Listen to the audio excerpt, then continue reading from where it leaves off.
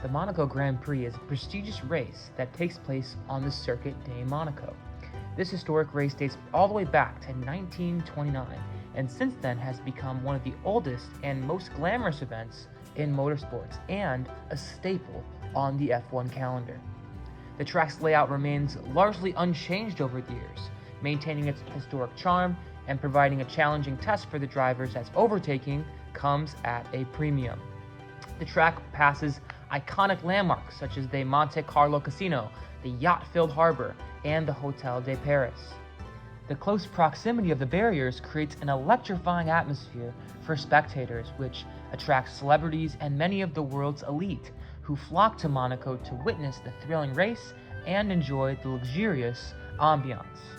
One of the most famous turns has to be Fairmont Hairpin, also known as Turn 6. This is a very iconic and challenging corner that requires drivers to navigate a 180-degree turn with a very tight radius, and it's actually the slowest corner on the F1 calendar.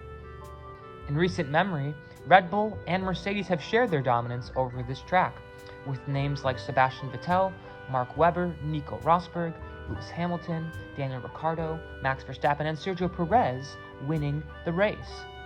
Who will lead this year's parade laps around Monaco? Let's find out.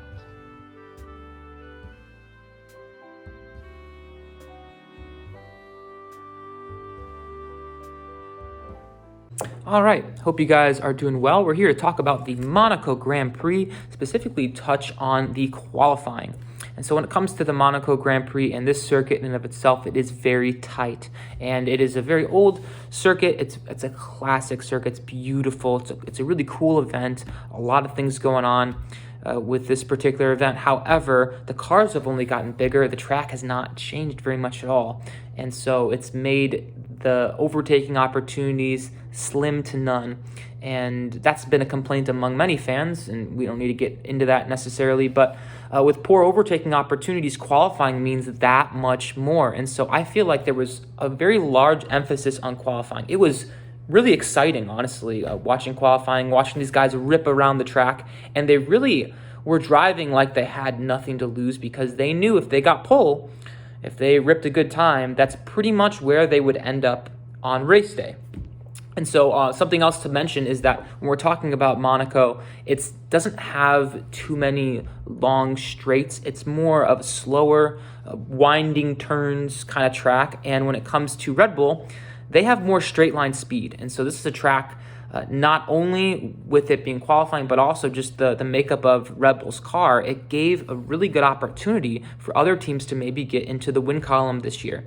And Red Bull's been so dominant, and it's like, okay, this is the opportunity for the smaller teams, for other teams to come up and try to get a win, right? And something else to note is that when it comes to qualifying here, in general, Red Bull hasn't had necessarily the best qualifying results. We've seen in other races where people have maybe qualified better than some of the Red Bulls, and the gaps are a lot smaller in qualifying than they are on race day. On race day, they just pull away and it's insane, but qualifying, you can get a little closer and maybe one mistake and you're in, right?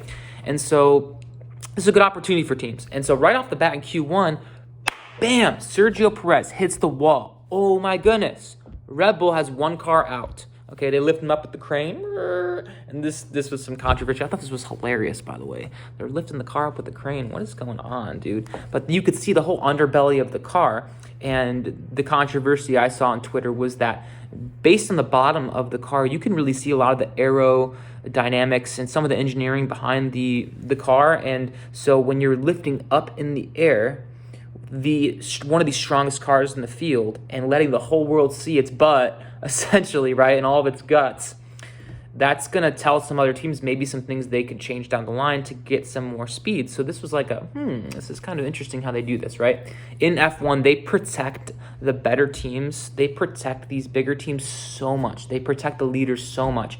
So I thought it to be a little bit interesting, a little out of character to be showing off the car like that in a vulnerable state. Anyways, let's see here. Many big names barely made it out of Q1. We have Hamilton and Sainz, like in the last couple seconds, squeak through into Q2, and then Haas gets bumped. They really were struggling. I mean, I've seen Haas kind of in the mix in the middle, and maybe squeaking in the top 10 in some of these races in prior weeks, and then they just qualified terribly here. So I don't know if what was going on there. In Q2, Lando hits the wall, had a little bit of understeer, and he still ended up making it into the top 10, even despite this. But that's obviously not good, getting some damage on the car. And then notably, Stroll gets bumped in Q2. Honestly, on Twitter, I've seen so much hate for Stroll. I love the guy, man. I love the guy, but you can't help but notice he is really struggling. And I know people can say his daddy's rich, he's got a lot of money, he's got an amazing opportunity, and he's never going to get fired from his job, really, right? And that may be true. And also, Alonso's doing so well, it makes Stroll look so bad. I mean, really, it makes him look bad. He needs to pick up the slack here. You can't be getting bumped in Q2 when your partner's getting second, right? And, getting second on qualifying. Hamilton nearly gets bumped again. You're like, oh, dude, man, you're cutting it close. Barely squeaks by into Q1. And really, I would say once we get into Q3, Alpine's looked really good. And you could see them in the mix. Mercedes didn't seem like they really had it. Every once in a while they'd bump up to maybe third or so, and then, they'd bump their way back down. But Ferrari looks like they could get front row. At times you saw Leclerc and Sainz up there in the top 3 during qualifying. And then Ocon, out of nowhere, bam, gets the pole provisionally in qualifying. You're like, oh my gosh, out of nowhere, Alpine, that's just so awesome. I hope somebody wrecks right now. Let's just change it and mix it up, right? And then Leclerc rips a great lap with like a minute to go, and he gets pole, and you're like, okay, this dude's gotten pole here before. He's really good around here. His home country kind of vibe. That would be kind of a cool story. Mix it up, right? Somebody slam the wall, please, right? And Alonso rips a great lap, man. Snags pole with like 45 seconds to go. And then they're talking about Verstappen. He's in the first sector, and he didn't really do that great in the first sector. And everybody's like celebrating Alonso, like, oh man, this is awesome. Alonso's going to get it. He's going to get it. And then, everybody's kind of distracted. I feel like Verstappen behind the scenes just like sneakily, ripping an amazing lap. I mean, I feel like these guys are nearly about to wreck their car because they know even if you wreck in F1, you keep your fastest time. And so really you got nothing to lose. They protect you in that. But amidst all the celebration, Verstappen rips an insane lap. I feel like he almost skimmed the wall a couple times, and he steals the pole in the final seconds. And so I'm going to go ahead and throw up the results for qualifying. Again, I thought it was really exciting, so let's talk about kind of what the results were. Okay, so as I mentioned, Max got pole, Fernando got bumped to second, Leclerc third, and Ocon fourth. All 4 of those dudes were on provisional pole at one point in time until Max, and they kind of all bumped each other down with every lap that they had. But still, the field's pretty close, which was interesting. And then you see Sainz following closely behind, and then you have the first Mercedes and Lewis Hamilton in 6th and George Russell in 8th. Again, I didn't really think they had that much speed today or in qualifying. And then Pierre Gasly in there as well, and you almost wonder, okay, maybe he could be a climber if he's able to maybe overtake, because it seems like Alpine's got a little bit of speed. And then we see the AlphaTauri car in Yuki in 9th, and then Lando Norris kind of rounds out the top 10. Oscar, barely got bumped out of getting to Q3. And then you see Nick DeVries actually showing a pretty decent. Usually he's a lot worse than 12th, so good on him on that. And then you see Albon and Sargent in the bottom there. And then notably, as I mentioned, Lance Stroll really struggling, qualifying 14th. And then we have the Haas's down there struggling again. And then Zhao and Sergio starting 20th.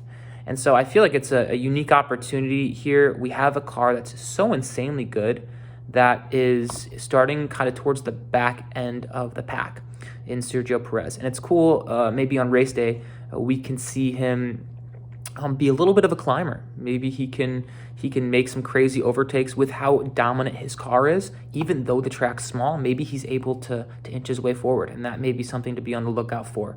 But now let's get into race day. Let's see who comes out on top in this parade race. Oh man, I'm so excited for race day tomorrow. Got the Monaco Grand Prix. It's going to be so exciting. Man, there's going to be so much overtaking. Oh man, can't wait to get to sleep, wake up, and watch the race.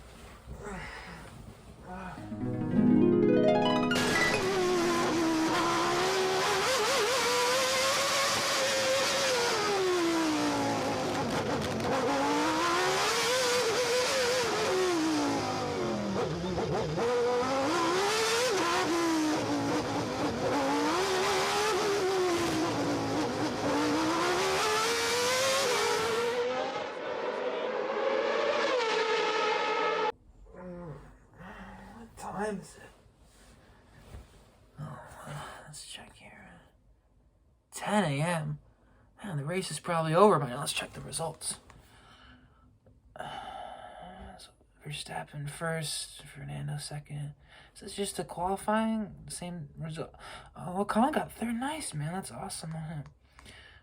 Lewis Hamilton, George Russell, okay. McLaren Sainz, they're low, man. 7 and 9. Oh, McLaren's getting the top 10. Okay. Stroll, what are you doing down there, dude?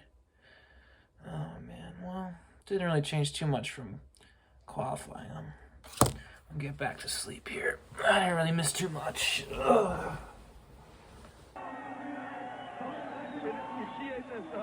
Aí a festa de Senna. 6 vitórias no Grande Prêmio de Mônaco. Liderança do